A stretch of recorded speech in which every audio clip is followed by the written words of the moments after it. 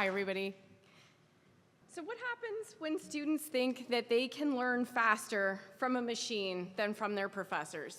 And that's what I'm going to talk about today. I'm an assistant professor of political science and law at Drexel University in Philadelphia. Drexel grad, woo! All right. So, as most of you know, the rapid proliferation of artificial intelligence or AI platforms has posed fundamental challenges to the way both students and educators approach the learning process. While students have been faster to incorporate AI technologies into their day-to-day lives, many faculty members fear that we're just being left behind as the university continues to struggle to adapt consistent policies covering student and faculty AI usage. Student adoption of LLM platforms like ChatGPT have raised concerns about how much information is actually being retained by our students and fears that cheating is just rampant. On the faculty side, there's concern that professors are going to be outpaced by evolving AI platforms that can synthesize and tailor information to student queries. Many older faculty are resistant to AI platforms and incorporating them into their teaching process. Because of the short time period in which ChatGPT and other platforms have proliferated, most universities don't have a comprehensive policy in place to guide student and faculty usage of AI. So ultimately, there's a need for better information literacy for both faculty and students so that we can ensure that students are properly trained to incorporate these AI platforms into their work without sacrificing crucial elements of the learning process.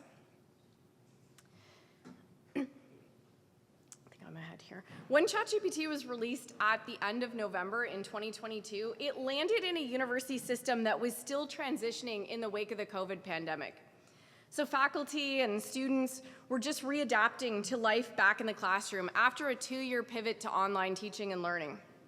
Now, just 6 days after ChatGPT entered the public domain, it announced that it already reached over 1 million users, and a lot of them were students. LLMs like ChatGPT, which was developed, of course, by OpenAI, are capable of both understanding and generating human-like text. As a result, higher education is being transformed as more students start to incorporate what they see as essay writing abilities and problem-solving support into their regular school studies. So understanding the nuances of generative AI adoption and use amongst young people is critical for educators, for caring adults, for tech companies, and for policymakers as well. Universities now have to start to critically assess and adapt their missions, their curricula, our teaching methodologies, and our assessment strategies in order to accommodate the evolving demands of both research and scholarship. At the same time, students have to master new competencies if they're going to be able to effectively harness the solution offered by these AI platforms. Now, if universities are going to transform this so-called AI disruption into an opportunity for innovation instead of just a source of constant division, they have to address issues of equity, ethics, and faculty adoption in a timely manner, and that's not something that we're seeing happening. So, how many college students are actively using AI platforms like ChatGPT? Well, because student usage of AI is still relatively new, it's hard to get a truly accurate sense of how many students are consulting AI platforms on a daily basis. Now, having just taught a summer introduction to politics class online, and it required students to write discussion board posts that were based on the textbook, and it wasn't my decision to do that. It sometimes felt like all of the undergraduate students who were using online learning were using AI to generate at least part of their responses. For many of us faculty members, it feels this way when we check our email, and every single student message begins with, "Good afternoon," regardless of the time of day it is, "Dr. X." Sometimes they don't even bother to fill our names in. "I trust this email finds you well." But what does the actual data tell us about student use of AI? Well, at first glance, the data that we have on the topic is just all over the place. Looking at research studies that were conducted after ChatGPT first got popular amongst students in about mid-2023, we see figures that show those using AI include 86% of college students in a sample of 10 countries, 65% of Harvard students, 37% of students in the US use ChatGPT specifically, And the numbers go on and on. And so to summarize, we can safely assume that half to probably all college students at this point are using AI in some way. And when we look at the studies that have been done to date, we do see a number of trends emerge. Later studies obviously show a marked increase in student usage of generative AI platforms over earlier studies. Companies like OpenAI and Anthropic, which is behind Cloud, are increasing their direct marketing to college students. OpenAI actually came to campuses and gave college students free access to premium ChatGPT right during the spring 2025 exam cycle. And if you went to a bathroom anywhere on campus, there were ChatGPT flyers everywhere. The most widely cited current data on student AI usage comes from Harvard's Hope Lab, which concluded that half of young people aged 14 to 22 are using generative AI on a weekly basis. So now the bigger question, what are students actually using AI for?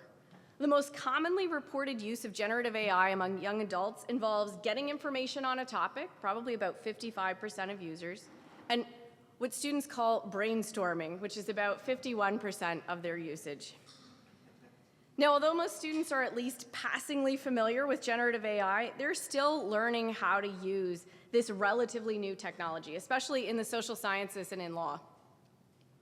So they're using platforms like Claude and like ChatGPT for inspiration and advice on assignments, for support while researching new topics, to find academic sources and then to help them cite those sources, to assist with clerical tasks, obviously like writing emails that find us all well, and managing their schedules.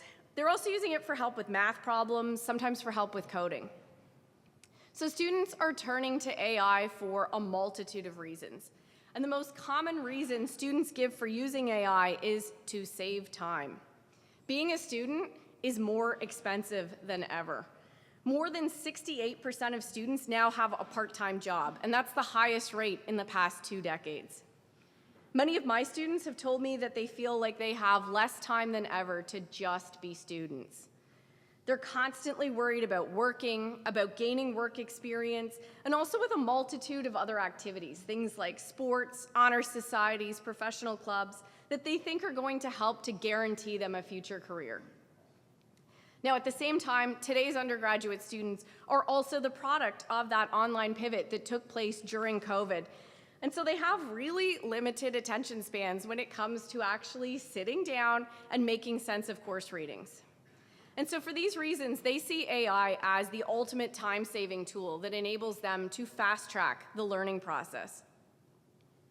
At the same time, though, students' willingness to experiment with AI varies widely from student to student. Some adventurous students are diving in more readily than their peers. And these pathfinding students treat platforms like ChatGPT like they were any other social media site. They leave it open in the background in their browsers, and they talk to it like it's a human study buddy. So it serves as a kind of confidant or a portal for distraction. It's not uncommon for students to tell me that chat told me, and then whatever point they're raising in class, as if it was a classmate. So the conversational, human style of LLMs naturally encourages students to project human qualities onto them.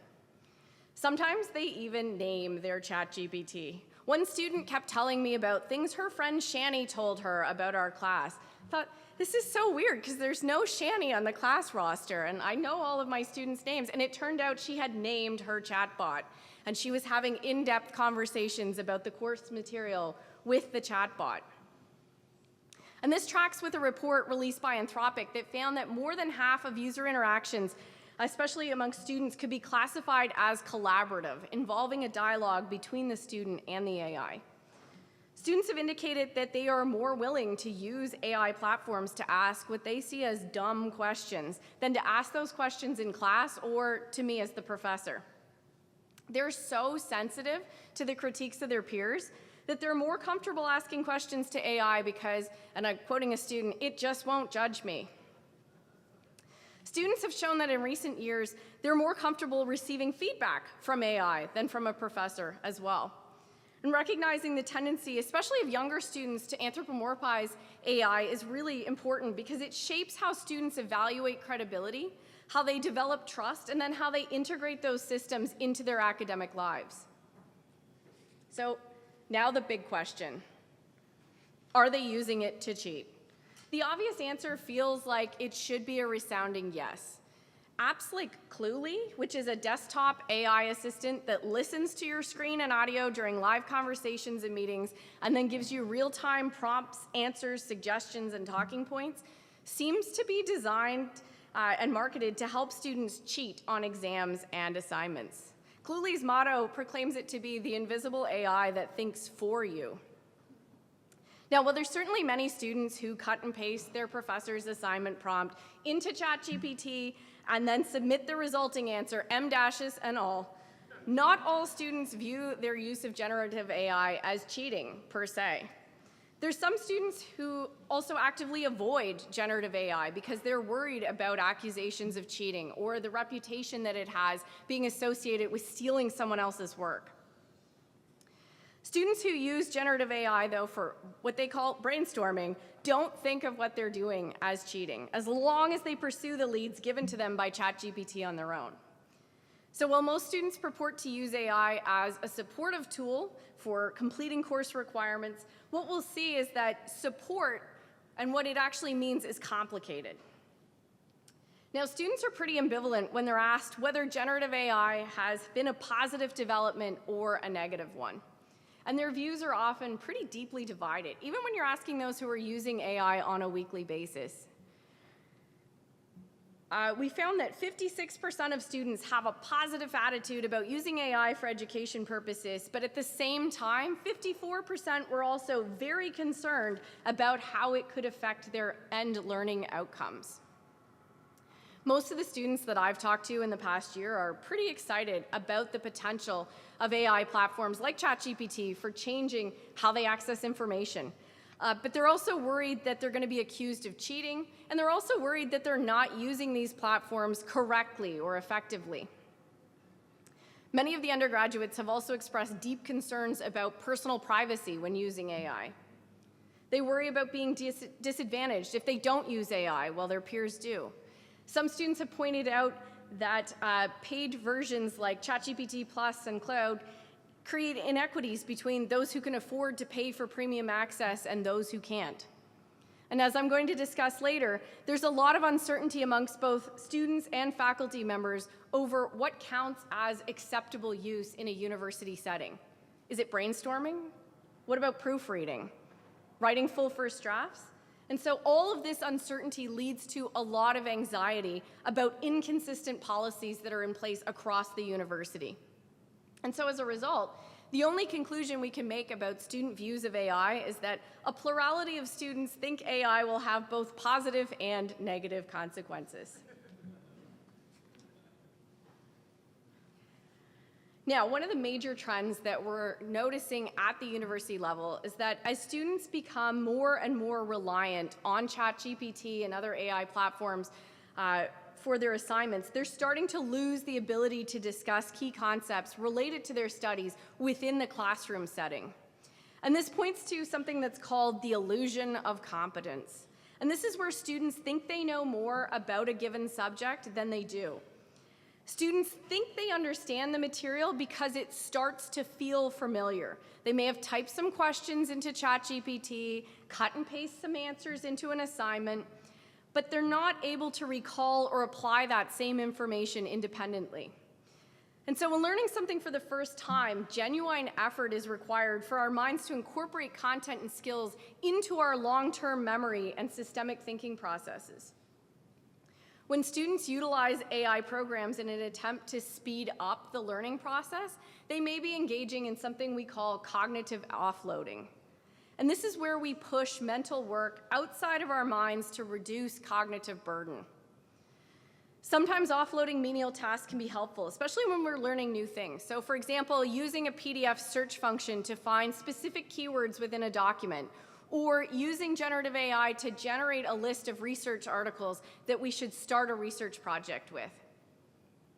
But offloading is problematic when we skip important parts of what we call the research process. When we use tools like generative AI to draft a paper or to answer specific questions, the result is a cognitive debt. It causes an over-reliance on outside sources, replacing our own thinking. And as students become reliant on AI for completing their assignments, a number of studies have shown correlations between higher AI use and decreased memory retention, critical thinking, and creativity. For students who are trying to shortcut their way through university classes without spending meaningful time with the course materials, AI might be a great way to produce the appearance of learning while masking the cost for some students who are engaging in these practices. We know that learning, especially the deep, skill-based learning that's central to university-level study, comes from cognitive work that exercises and that strengthens our mind's abilities. So a false sense of mastery among students can lead to further overconfidence, to shallow studying, to poor performance when true understanding is actually tested. It can also leave students unprepared for career-specific scenarios that arise outside of the university setting. So I've talked a little bit about students and their interactions with AI, but what about the faculty members? There is a reason why many faculty members invoke Skynet as a metaphor when talking about LLMs like ChatGPT and Claude.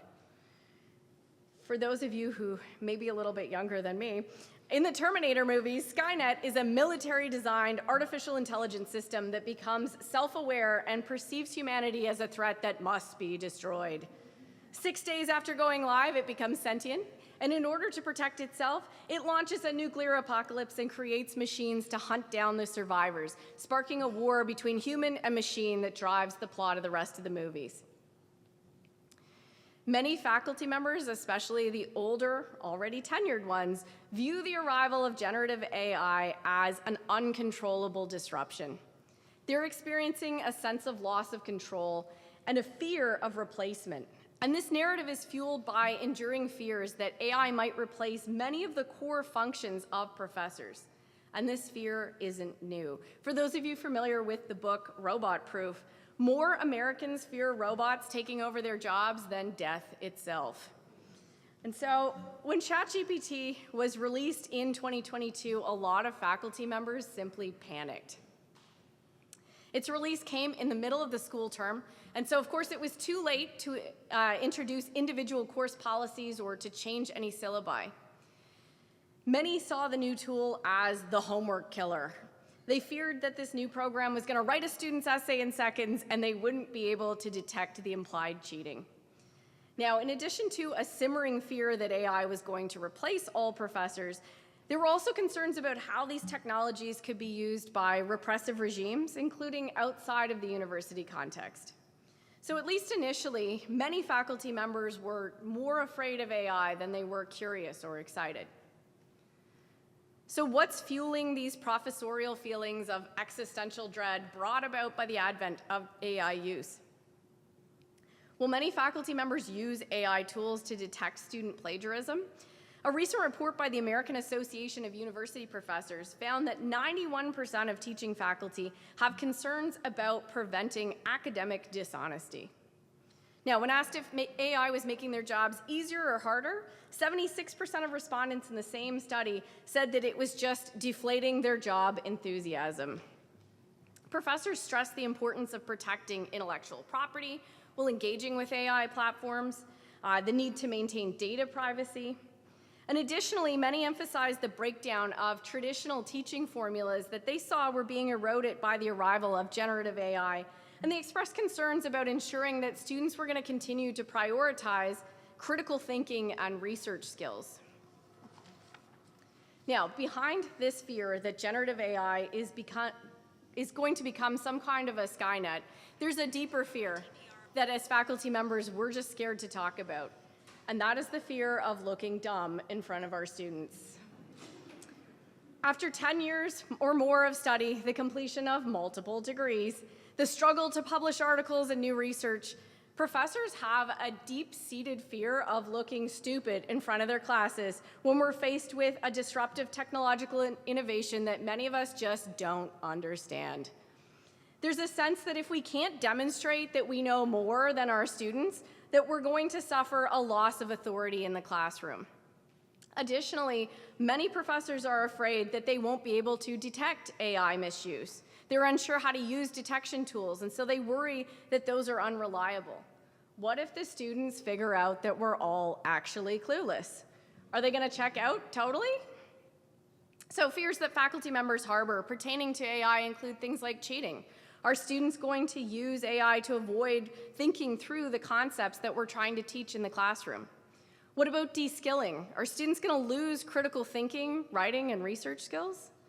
What about hallucinations? Can we trust that AI is going to produce accurate, scholarly, verifiable information? Many of the faculty worry that this powerful technology has been unleashed quickly with consequences that we may not fully understand. Now, some of the faculty fears surrounding generative AI can be ascribed to the lack of teacher training that many professors receive from their home institutions.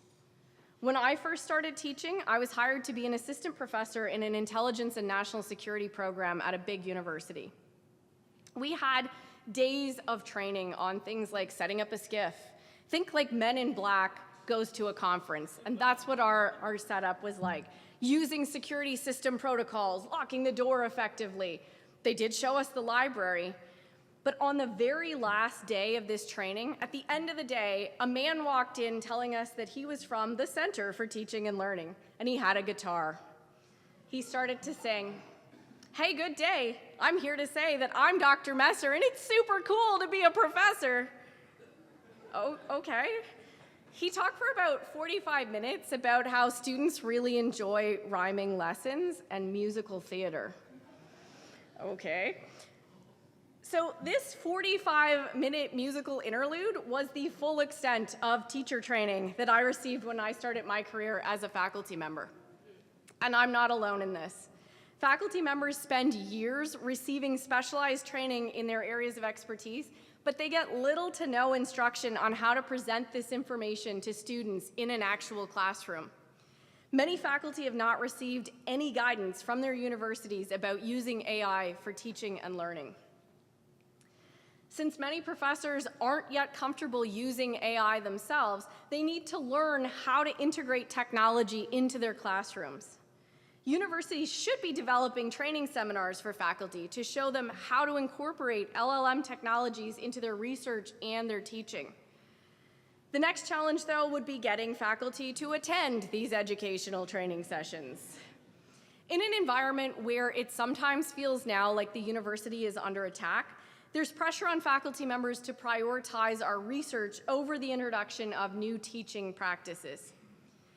In another survey that asked faculty members why they haven't engaged with AI platforms, the most common response was that they lacked the time to dedicate to learning new tools. And this was mostly the result of just having an impossibly heavy workload. In a field that seems to reify the old man in a tweed jacket trope, there's also extensive concern among some faculty members that generative AI unnecessarily disrupts traditional learning models. Following the shift towards online teaching and learning that was brought about by COVID, the integration of emerging technologies has intensified.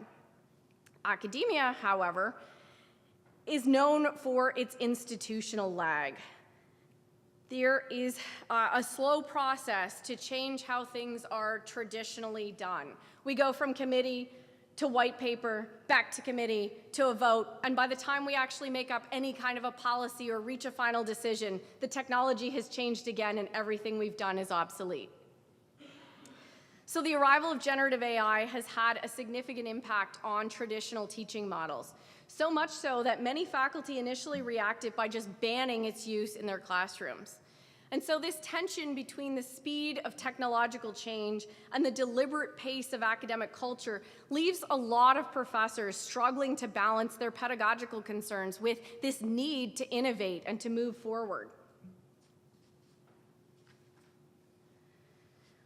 Whether they realize it or not, many professors are actually already using AI technology daily. Only 15% of faculty members in a recent study indicated that their university mandates the use of AI. But 81% of those questioned at the same time stated that they are absolutely required to use learning management systems or LMS like Canvas, Blackboard, and Moodle. All of these LMS have predictive analytics embedded into their systems, even when users opt out of the AI function. Within these systems, predictive analytics flag at-risk students based on their login patterns and their grades.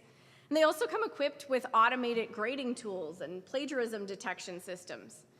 And so what this suggests is that resistance to AI in higher education often results less from whether faculty are using AI at all and more from whether they recognize its presence and understand its implications.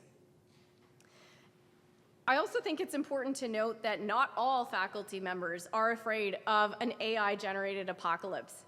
Some of us have already figured out that experimenting with AI can make teaching fun again. Professors, especially those I think who are newer to the academy, have reported that experimenting with tools like ChatGPT help to promote creativity or bring a sense of play back into the classroom setting. Some professors have also admitted that recently their use of ChatGPT has become pervasive. They're using it for a multitude of things. In my own teaching practice, I use AI to generate summaries of complicated concepts that I've presented in class, especially to translate them for the PowerPoint slides. I also use them to compare the application of grading criteria across a number of papers to make sure it's fair. I don't use it to grade assignments, but I do sometimes use it to soften the blow of what I'm going to write on the actual paper. So it can help to kind of cushion that. Exactly. So the proposed use of AI for grading purposes, though, demonstrates this double standard that many students express when we're thinking about generative AI. It's acceptable for them to use it for brainstorming, but it's not okay for their professors to use that same technology. If you look at forums, and I hate this one, like Rate My Professors, students complain about the faculty use of AI. And they also got rid of the chili pepper rating recently, whether your faculty member was attractive or not. And that was a huge letdown. The biggest problem here is that, for the most part, professors really don't care about student grades. Students, on the other hand, care a great deal about grades. And this contradiction where students use AI to personalize their own learning, but they don't want faculty members to use AI grading strategies, I think it could spark a useful discussion about why students value human feedback differently than they value human instruction. So what are the next steps that we should take at the university level to prepare for more effective integration of AI technologies into the learning process? Well, first, I think there's a need for colleges and universities to implement clear AI policies to guide faculty in policing the actions of their students. The arrival of LLM AI systems now allows students to bypass a lot of the learning process. Students need boundaries. It's not reasonable for schools to ban tools like ChatGPT outright. So the measures need to address symptoms of our current educational crises, not the underlying cause. So when we're developing AI policies to guide faculty, universities have to realize that the issue really isn't AI-assisted cheating. It's the failure of the university to cultivate intrinsic motivation and to sustain attention in our students. Many institutions, though, have tried to offload the responsibility for managing student AI use onto the professors. And as I've already discussed, this doesn't always work because there are many faculty who are still trying to figure out what AI actually is as they adjust the plastic overhead projector. Stark variations in AI policy that differ from class to class leave our students confused about the extent to which they can engage with the new tools that are now widely available to them. And so in a desperate bid to prevent cheating, many professors have actually gone back to Blue Book-style exams, where students have to handwrite out answers. This would not work for me. I have the world's worst handwriting, so I would end up having to type it out anyway. And the wider problem with this strategy is that these pen and paper exams disadvantage students who were encouraged to master typing at a young age, and they spent years engaging in online studies during the pandemic. Meanwhile, faculty members have to accept that even if they rely on traditional assessments like final papers or take-home exams, they're going to receive submissions that are heavily shaped by AI. So a middle ground has to be found where students are encouraged to incorporate AI into the learning process, but they're not permitted to submit AI-generated assignments. One strategy for effectively incorporating ChatGPT and other LLM platforms into the learning process would be to implement mandatory digital literacy training for both students and faculty. And this would focus on the importance of effective prompt construction, because this is an area where both faculty and students are struggling. As you probably all know, the information, sentences, or questions that are entered into a generative AI tool, or the prompts, have a huge influence on the quality of the outputs that you receive. So generic prompts like write me a story are going to produce generic results. And so your AI interactions and the output quality of your results largely hinge on how you word these prompts. And so as educators, we have to do a much better job of encouraging students' creativity with things like prompt engineering. AI prompting helps students and faculty alike to refine their problem-solving skills by encouraging them to iterate on their inquiries and to seek deeper insights. Effective prompt creation strengthens analysis and synthesis by requiring students to compare viewpoints, to justify their responses, and to critically engage with information. Effective prompting also helps to highlight ethical concerns, things like AI bias and hallucinations, and it also helps to promote just a wider sense of digital literacy. Everyone at the university could use a digital literacy refresher for critically evaluating AI-generated content. Students and some professors face difficulties being able to discern credible information from AI hallucinations and irregular sources. Recently, I had a student show me a picture that was like very obviously AI generated, and he told me, but I know it's peer-reviewed. And I said, how do you know it's peer-reviewed? And he said, all of my friends liked it on Facebook. Oh, okay. So AI literacy for scholars at all levels begins with mental habits that are already in use. Clarifying assumptions, testing ideas, and revising repeatedly. And these skills lend themselves to exploring the possibilities of AI while remaining aware of its limitations. AI is obviously the future, so we have to learn how to use it safely and effectively so that as educators we can help to train the next generation. Now, before I end my talk, I have a gift to deliver to our host from my colleague, Meg Gulliford. As Steve already mentioned, she's currently at her niece's wedding, but she asked that I give Steve a small gift in the form of a reminder. And that reminder is that Tufts men's lacrosse is the back-to-back Division III national champion. Go Jumbos.